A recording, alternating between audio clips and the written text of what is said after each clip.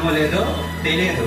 కానీ ఇప్పుడున్న సేవకుడు మాత్రం ప్రతిరోజు కష్టం అనక ఎంత బాధ వచ్చినా సరే ఆ కుటుంబం గురించి చేస్తారో లేదు తెలియదు, కానీ మనందరి గురించి ఆయన ఎంతో కన్నీరు కాచి ప్రార్థన చేస్తారు.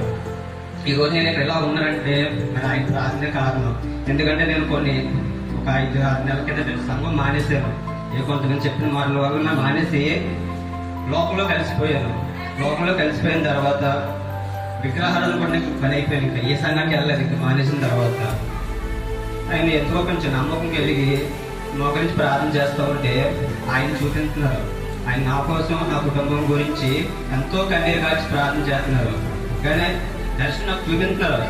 నా పరిస్థితి ఇట్లాగ అయిపోయిందని దేవుని అడిగినప్పుడు నా పరిస్థితి గురించి దేవుడు చూపించలేదు, నాకు ఈయన గురించి నాకు చూపించారు. ఎంతో కన్నీరు కాచి చర్చిలో మోకరించి ప్రార్థన చేస్తూ ఉంటే అప్పుడు అనుకున్నమాట, నా గురించి ఈయన ప్రార్థన చేయడం అంటే సంఘం మానేసాను.